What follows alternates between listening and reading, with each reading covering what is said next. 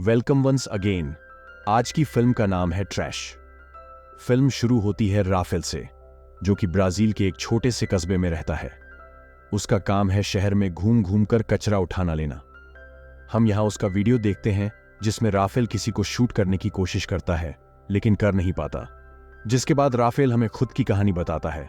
अब यहां से सीन शिफ्ट होता है जॉर्ज नाम के शख्स पर, जो एक गहरे सदमे से गुजर रहा है क्योंकि उसकी बेटी पिया, जो कि सिर्फ 10 साल की थी, उसकी मौत हो चुकी है और वह उसे एक ताबूत में रखकर दफनाने ले जा रहा है। लेकिन यहां वो किसी चीज से काफी डरा हुआ है और यही वजह है कि उसे दफन करते समय उदास से ज्यादा डरा हुआ लग रहा है। जॉर्ज घर वापस आता है, जहां पर उसे पता चलता है कि टाउन में पुलिस आ गई है। यह देखकर वह किसी को कॉल करता है और उसे वार्न करता है कि वहां से निकल जाओ। जॉर्ज एक पर्स में अपनी बेटी की फोटो रखता और एक चाबी, जो किस चीज की है हमें नहीं पता। जॉर्ज पुलिस को देखकर वह भागने लगता है, लेकिन तब तक पुलिस जॉर्ज के घर के अंदर आ चुकी थी। जॉर्ज फौरन खिड़की से बाहर निकल जाता है और लॉबी से होकर भागने लगता है, लेकिन तब एक गोली सीधा उसके पैर में लगती है जो उसी ऑफिसर ने चलाई थी, और जख्मी होने के कारण वह चल नहीं पाता। तभी उसे साइड में गार्बेज ट्रक दिखाई पड़ती है, तो जॉर्ज फौरन अपनी वही पर्स उसमें फेंक देता है। ये करते हुए पुलिस भी उसे देख लेती है, लेकिन वह उस तक पहुंच नहीं पाती। लेकिन यहां उनके हाथ जॉर्ज लग चुका था। इसके बाद हम उसी ट्रक को देखते हैं जो शहर के सबसे बड़े डंपिंग यार्ड में पहुंचता है, जहां बहुत सारे कूड़ा बीनने वाले लड़के मौजूद थे। यहां पहली बार हम राफेल को देखते हैं। ये वही है जिसे हमने कहानी की शुरुआत में देखा था। अब वो भी कचरे उठाना शुरू करता है और इसकी किस्मत इतनी अच्छी होती है कि वह पर्स उसे मिल जाता है। लेकिन उसे खोलने से पहले वो ऊपर वाले से विनती करता है कि इसमें उससे कुछ पैसे मिल जाए, और होता भी कुछ ऐसा ही है। तो फौरन अपने दोस्त जॉन को बुलाता है और उसे इस बारे में बताता है, जिसके बाद वह दोनों पैसे को आधा आधा बांट लेते हैं। लेकिन उसके जाने के बाद राफेल उस पर्स के अंदर और चीज खोजता है, जिसने उसे जॉर्ज का जॉब कार्ड, ड्राइविंग लाइसेंस और उसकी बेटी की फोटो और चाबी मिलती है। चाबी देखने में बहुत ही अजीब थी। यह चाबी आगे जाकर इस पूरी कहानी का रुख पलटने वाली है। अगले सीन में हम फ्रेडी नाम के शेरिफ को देखते हैं, जो किसी के कहने पर जॉर्ज को बहुत मारता है और उसे उसी पर्स के बारे में बार बार पूछता रहता है, लेकिन जॉर्ज कुछ नहीं बताता। कहानी आगे बढ़ती है और हमें एक अमेरिकन लड़की को देखते हैं जो कि एक एनजीओ चलाती है, और वो स्लम के बच्चों को पढ़ाने लिखाने की कोशिश कर रही थी, और वो भी बहुत सालों से। और धीरे धीरे अब उनमें सुधार भी आ रहे थे, यहां तक कि वो उन्हें कुछ खाने पीने का सामान भी देती रहती थी। अब उसी दौरान इस स्लम में कुछ गाड़ियां आती हैं जिसमें फ्रेडी था। वो उसी पर्स को ढूंढने के लिए यहां पर आया था, और वह उन गरीब लोगों से कहता है कि अगर किसी को लाल कलर का पर्स मिले तो वह हमें वापस कर दें। उसके बदले में उन्हें बहुत बड़ा इनाम मिलेगा। लेकिन यहां इस बारे में किसी को पता नहीं था। पर जब इस बात को राफेल सुनता है तो उसके चेहरे का कलर बदल जाता है। राफेल इस सोच में पड़ जाता है कि आखिर उस पर्स में ऐसा क्या है जो इतनी शिद्दत से उसे ढूंढा जा रहा है। तभी उसका दोस्त जॉन फ्रेडी से पूछता है कि उस पर्स में ऐसा क्या है। फ्रेडी बताता है कि हमारे लिए काफी इंपॉर्टेंट चीज है, वो कई सारे केस को सॉल्व कर सकता है। अगर किसी को पता है उस पर्स के बारे में तो हमें बता दो, उसके बदले में तुम्हें $1000 मिलेंगे। अब यह सुनकर जॉन अपने दोस्त राफेल की तरफ देखता है, लेकिन वो इशारों में मना कर देता है। लेकिन फ्रेडी यह समझ जाता और उसे हल्का सा उस पर शक भी होता है, पर वो अभी के लिए वहां से चला जाता है। लेकिन यहां राफेल कहता है कि मेरी मां ने हमेशा बताया था कि कभी भी किसी पुलिस वालों पर भरोसा मत करना, इसलिए मैंने उसे मना किया। वो हमें कभी भी पैसे नहीं देता। अब रात हो जाती है और दोनों अपने एक दूसरे दोस्त के पास जाते हैं उसी पर्स को लेकर, और उसको सारी बातें बताते हैं कि वह उनसे कहता है कि पहले तो तुम्हें इस चाबी के बारे में जानना होगा कि आखिर ये किस चीज की चाबी है। उन्हें उस चाबी पर एक लॉकर का नाम लिखा मिलता है और नंबर भी। तो वह उनसे शहर जाने को बोलता है। अब ये तीनों सीधी शहर पहुंच जाते हैं, जहां पर लॉकर भी मिल जाता है। लेकिन लॉकर के आसपास पुलिस खड़ी मिलती है। अगर उन्होंने उसे खोलने की कोशिश करी तो ये पकड़े जाएंगे। पर जॉन एक प्लान बनाता है। जॉन एक लड़की की पर्स छीनकर भागने लगता है, जिसके पीछे सारे पुलिस लग जाती है, और इसी का फायदा उठाकर ये दोनों उस लॉकर को खोलते हैं, जिसके अंदर उन्हें एक लेटर मिलता है और पिया के कुछ फोटोज मिलती है। फोटो के पीछे कुछ नंबर भी लिखा हुआ था।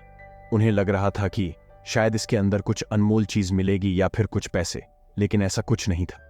और ये देखकर दोनों उदास हो जाते हैं और वापस घर के लिए निकल जाते हैं।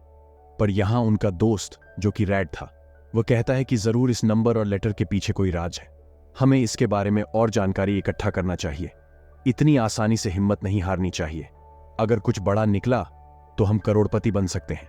तो वो तीनों लोग वहां से डायरेक्ट ओलिविया के घर जाते हैं, जहां पर वो बाहर किसी से बात कर रही थी, और ये उसके लैपटॉप में जो क्लाइमेट नाम के आदमी के बारे में सर्च करने लगते हैं। ये वही शख्स था जिसके नाम पर यह लेटर सेंड करा गया था। उन्हें पता चलता है कि यह लॉयर था, पर किसी बड़े जुर्म की वजह से उसे पुलिस ढूंढ रही है, और वो कहां पर है किसी को पता नहीं है।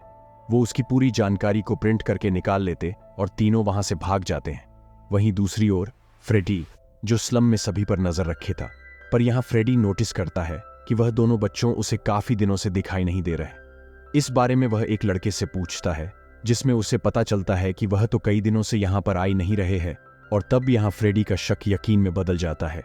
इसीलिए फ्रेडी उस रात उन्हें उठाने का प्लान बनाता है। वो तीनों उसी आदमी के बारे में बात कर रहे थे कि आखिर वो कौन हो सकता है। और इसी बीच रैड कहता है कि मुझे लगता है कि ये जरूर कोई सीरियल किलर हो सकता है जो कि जेल में बंद है। लेकिन जॉन उसकी बात नहीं मानता और बाहर जाकर गेम खेलने लगता है। पर इतने में उसकी नजर पड़ती है राफेल पर, जिसको कुछ पुलिस वाले जबरदस्ती उठाकर ले जा रहे थे। वो उनका पीछा करता है पर पकड़ नहीं पाता, और तब वह भागते हुए फादर के पास जाते हैं। फादर एनजीओ की देखभाल करते हैं। वो उन्हें सब कुछ बताते हैं और कहते हैं कि हमें उसे ढूंढना चाहिए। फादर फौरन पुलिस स्टेशन जाकर उसके बारे में पूछताछ करने लगते हैं, लेकिन यहां पुलिस वालों को भी उसके बारे में कुछ पता नहीं था, क्योंकि राफेल को पुलिस स्टेशन लाया नहीं गया था। उधर हम देखते हैं कि वह पुलिस वाले राफेल को फ्रेडी के पास जाकर छोड़ देते हैं, जहां वो उससे पूछता है, अगर तुम्हें कोई ऐसा पर्स मिला है तो हमें बता दो। लेकिन वह अपनी बात पर अड़ा रहता है और मना कर देता है। तब वह कार के पीछे उसे बंद कर देता है और बहुत ही टक्कर मारता है, जिससे राफेल पूरी तरीके से जख्मी हो जाता है। थोड़ी देर बाद उसे डिग्गी से बाहर निकालता है और फिर से वही सवाल करता कि वह पर्स कहाँ है, लेकिन राफेल का जवाब वही था, उसे नहीं पता। अभी यह सुनकर फ्रेडी का दिमाग घूम जाता है और उसे इतना ज्यादा गुस्सा आता है कि वह अपने साथी ऑफिसर को ऑर्डर देता है कि इसे पीछे ले जाकर मार दे। ऑफिसर उस पर बंदूक तान लेता है, लेकिन वो ऐसा कर नहीं पाता और साइड में गोली चला देता है। आखिर एक अनाथ बच्चे को मारकर वह नरक में थोड़ी जाना चाहता है, इसलिए फ्रेडी से जाकर झूठ बोल देता है कि वह मर गया। जब सुबह होती है तो आगे कुछ लोग राफेल को जख्मी हालत में देखते हैं और जल्दी से एनजीओ के अंदर लाते हैं। फादर जल्दी जल्दी उसका मरहम पट्टी करते हैं और कुछ देर बाद उसे पूछ ही लेते हैं कि क्या तुम्हारे पास पर्स मौजूद है, लेकिन वो उन्हें भी मना कर देता है। अब यहाँ जॉन, जो कि उसका दोस्त है, उसके घर वाले राफेल के साथ रहने से उसे मना करते हैं ताकि उसके चक्कर में वो भी न फंसे। लेकिन जॉन घर वाले की नहीं सुनता और उसके पास जाकर उससे वादा करता है कि जब तक वह जिंदा है उसका साथ नहीं छोड़ेगा, और इसी को दोस्ती कहते हैं। अब कुछ दिनों बाद तीनों लड़के डिसाइड करते हैं कि वो उस लेटर वाले आदमी से जाकर मिलेंगे, जो कि इस समय जेल में बंद है। अब यहाँ जॉन ओलिविया से झूठ बोलता है कि उसे कुछ दिनों के लिए शहर जाना है अपने ग्रैंडफादर से मिलने के लिए। पर जॉन ओलिविया से रिक्वेस्ट करता है कि उसे भी उसके साथ जाना होगा, क्योंकि वह एक अमेरिकन है और यहाँ पर अमेरिकन लोगों की काफी चलती है, जिस वजह से उन्हें उस आदमी से मिलने दिया जाएगा। अब ओलिविया मान जाती है और फिर सभी कपड़े चेंज करके ओलिविया के साथ निकल जाते हैं। लेकिन रैड और राफेल उसे झूठ बोलकर निकल जाते हैं कि उन्हें शहर घूमना है, लेकिन ऐसा होता नहीं है, क्योंकि वो असल में एक बंगलो में जाते हैं जहां पर जॉर्ज पहले काम किया करता था। अब इतनी सारी बदमाशी वह बस इस चीज के लिए कह रहे थे ताकि उन्हें उस चाबी और उस नंबर के बारे में पता चल सके। ओलिविया अपने पासपोर्ट की मदद से जेल के अंदर पहुंच जाते हैं और यहां पहली बार उसी शख्स को देखते जिसका नाम था जो क्लेमेंट, जो कि अब काफी बूढ़ा हो चुका है। लेकिन यहां वह मना कर देता है कि वह इस लड़के को नहीं जानता। लेकिन ओलिविया उसकी लैंग्वेज समझ नहीं पाती, क्योंकि वह पुर्तगाल में बात कर रहा था। जॉन झूठ बोलकर लाया था कि उसके दादाजी हैं, अब उसका प्लान पर पानी फिर रहा था। पर इसके बाद जॉन क्लेमेंट के पास जाता है, उसे समझाने की कोशिश करता है, लेकिन जब उसे वही सेम लेटर में लिखी हुई बातें बताने लगता है तो बूढ़ा आदमी रोने लगता है, जिसे देखकर ओलिविया उसके पास जाकर बैठ जाती है। तब बूढ़ा आदमी कहता है कि तुम्हें और क्या पता है, मुझे सब कुछ बताओ। तो जॉन उस लेटर को याद करके उसे पढ़ना शुरू करता है, जिसमें मैं पता चलता है कि जॉर्ज सालों पहले जहां पर काम करता था वो एक माफिया बिजनेसमैन था जिसके पास पैसों की भरमार थी।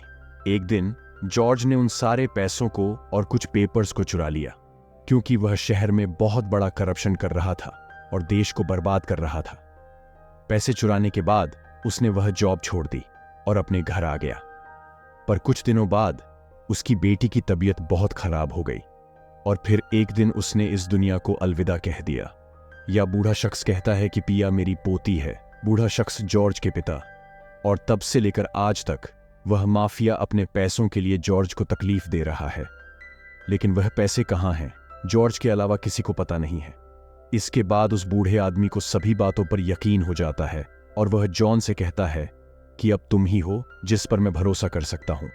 लेकिन वो जगह कहां पर है जहां जॉर्ज ने उन पैसों को छुपाया, ये तो मुझे भी नहीं पता। लेकिन उसी समय वह अपने एक आदमी से कहता है कि जब लड़का यहां से बाहर निकले तो तुम इसे मेरी बाइबल दे देना, जिसमें तुम्हें अपने सारे सवालों के जवाब मिल जाएंगे। बाइबल की मदद से उन्हें कुछ पहेलियां सुलझानी पड़ेगी, जिसके लिए इन्हें सबसे पहले उस बाइबल की जरूरत है जो कि उस बूढ़े आदमी के दोस्त के पास है। पर साइड में खड़ी ओलिविया को कुछ समझ नहीं आता असल में यहां चल क्या रहा है, और इसीलिए जब ओलिविया घर आती है तो इस बारे में उससे पूछती है, लेकिन वह उसे भी कुछ नहीं बताता। तभी राफेल कहता है कि आप हमारी एक वीडियो शूट करो कि आखिर फ्रेडी ने हमारे साथ क्या किया। तो वह मान जाती है और उनकी एक वीडियो बनाती है जिसमें राफेल ने बताया कि फ्रेडी ने उसे मारने की कोशिश करी थी, लेकिन वो बच गया क्योंकि उसके दोस्त ने उसे नहीं मारा। ये वीडियो इंटरनेट पर पोस्ट कर देती है, जिसके कुछ देर बाद बवाल मच जाता है। सभी लोग फ्रेडी को गालियां देने लगते हैं। इतने में फ्रेडी भी उस वीडियो को देख लेता है और फौरन घर पहुंच जाता, लेकिन उससे पहले ही वह तीनों वहां से निकल जाते। पर यहां पर फ्रेडी को ओलिविया के घर पर वही लाल पर्स मिलता है, जिसे देखकर वह समझ जाता है कि लड़कों को पैसों के बारे में सब पता लग चुका है। ओलिविया से उनकी लोकेशन पूछता है, लेकिन उसे तो कुछ पता ही नहीं था वह कहां गए हैं और ये सब असल में चल क्या रहा है। और इसी गुस्से में फ्रेडी ऑर्डर देता है कि इस पूरे स्लम को जला दो। हम पूरे स्लम को जलते हुए देखते हैं, जिससे हजारों लोग बेघर हो जाते हैं। उनके रहने खाने का सामान सब कुछ जल जाता है। उधर वो तीनों बच्चे शहर की ओर बढ़ने लगते हैं, लेकिन यहां पर उन्हें अब कुछ पैसों की जरूरत पड़ेगी, क्योंकि वह आदमी जिसके पास बाइबल है वह उनसे पैसे मांग रहा है। इसलिए जॉन फादर के घर जाता है और उनके पास जितने भी पैसे थे वो उन्हें चुरा लेता है। पर वे पोस्टर भी उधर छोड़ देता है, जिसे देखकर वो समझ जाते हैं कि यह जॉन ने करा है। पर क्यों करा उन्हें अभी तक पता नहीं होता। इसके बाद राफेल सभी को अपना प्लान समझाता है, और खासकर जॉन को, जिसे उस आदमी के पास जाना है उस बाइबल को लेने के लिए। वह उसे बताता है कि उससे लड़ाई मत करना, क्योंकि पुलिस हमें ढूंढ रही है, और हां, पहले बाइबल लेना और फिर पैसे देना। लेकिन यहां उल्टा हो जाता है। जॉन पहले पैसे देने लगता है और सोचता है कि वह बिना पैसे दिए बिना ही बाइबल को लेकर भाग जाएगा। हालांकि वह ऐसा करने में कामयाब तो हो जाता है, लेकिन तब तक वहां पुलिस आ जाती है जो उस आदमी को पकड़ लेती है। पर जॉन भागने में कामयाब था। अब कुछ देर बाद वो तीनों फिर से एक जगह पर मिलते हैं। अब इनका अगला स्टेप था उस फोटो के पीछे जो भी नंबर लिखे हुए हैं, उनकी पहेलियों को सुलझाना। अब राफेल लग जाता है। वह सबसे पहले उन नंबर को देखता है। पहला था 909, यानी कि पेज नंबर 909।